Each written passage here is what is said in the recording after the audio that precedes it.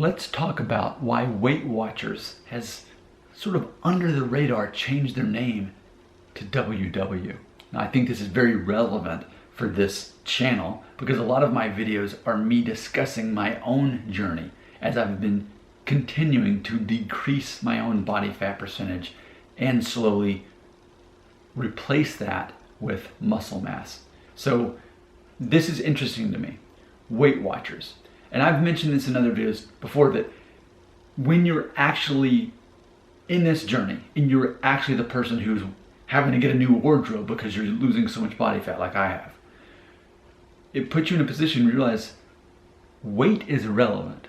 You know, especially for me, the body recomposition that I'm in right now, where I had a certain goal on the scale and now that goal is not so much relevant anymore because now I've got less fat to lose and more muscle to gain. So I'm going to start seeing that number probably increase at some point in the near future. And I'm going to be okay with that because I'm going to have less real estate right here. And it's going to be going throughout the rest of my body in the form of muscle instead of fat. So I'm losing fat and I'm gaining muscle. And that's where I'm at. So Weight Watchers, you know, for those of us who are actually losing fat, losing body fat, lowering our body fat percentage, we know that weight is irrelevant. What we're specifically talking about is fat loss. That's basically goal number one, and then you focus on muscle mass gain. So Weight Watchers, let's talk about why they changed the name. So I Googled it right before I hit record on the camera here. I asked Google, I said, why did Weight Watchers change its name?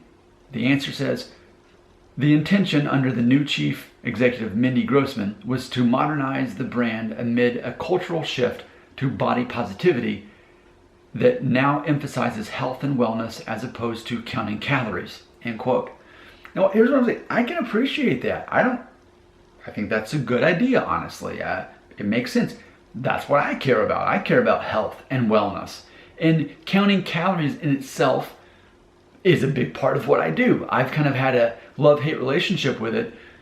And I want to talk about that for a moment. And I'm having a feeling that Mindy Grossman here probably recognizes the same thing. That 200 calories is completely different depending on what we're talking about. Are we talking about a soda? Are we talking about tuna? Are we talking about empty carbs or not? Are we talking about actually getting nutrition from those 200 calories? Now granted, ultimately at the end of the day, what's going to cause you to lose body fat or not is remaining in a caloric deficit, meaning that you're typically under 2,000 calories on a consistent basis. So in theory, if you ate nothing but pie and drank soda, and as long as you stayed under 2,000 calories, in theory, you could continue to lose body fat. But it wouldn't necessarily cause you to be healthier. You'd have less body fat, but we can't conflate that with actually being healthier, as this says, health and wellness. So obviously you've got to get some good complex protein in there. You've got to get vegetables and minerals and things your body actually needs. Apple pie and soda wouldn't work for you for long term, even if that diet did cause you to lose fat. So I appreciate that. It's not just about the quality. It's not just about counting the calories. It's about the quality of those calories. And it's the whole concept of what empty calories are, which are typically carbohydrates when we're talking about empty carbs. Empty calories, we're talking about empty carbs. In my mind, they're the same thing. So, but I do want to talk about this because I think this is interesting. So, to modernize the brand amid a cultural shift to body positivity. Okay, so let's talk about that because I think that's very important too. You know, we have even like Victoria's Secret now that they're changing even their models from, size -2 or whatever it is to different sizes now. And I get that. We don't want to praise people for being unhealthy because they're not getting enough nutrition. That's not good either. We want to be healthy and well without carrying around extra body fat, because ultimately people who have excess body fat are more likely to get cancer, stroke, heart disease, all that stuff. That's the number one thing people who are unhealthy have in common, is that they have excess body weight. But to be fair, people who don't have enough body weight because they starve themselves in the name of beauty, which is ironic because does anybody really think that's beautiful when someone's starving themselves to be beautiful? That's its own irony. Well, that's the other extreme too. So what about in the middle? What about taking control of what you eat, eating nutritious foods, being healthy, being well? What about that? I think that's a great idea. That's how I live my life. But I want to close this video by saying this. So let's go back to the name change. Weight Watchers. Again, I, of all people, know that it's not about your weight. It's about the low body percentage of fat that you have in your body and replacing that with muscle mass. I know that's what it's about. So Weight Watchers is already a bad name. It should be Fat Watchers. You watch the fat go away. We can't say Muscle Watchers because not everyone's trying to necessarily bulk up, but that's part of the weight loss, is that as you lose fat, you're going to naturally start building muscle because that's part of what is going to more so continue to increase your metabolism, because it takes your body more energy to regulate muscle mass than it does fat.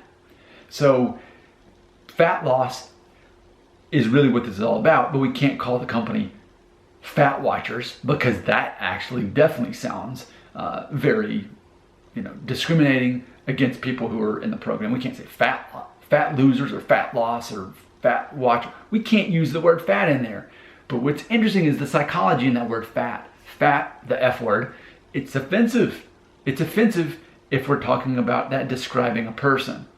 But ultimately, we're trying to lose that fat. And again, we can't call it fat losers because it still sounds like we're talking about a person. So WW, that's the name they came up with.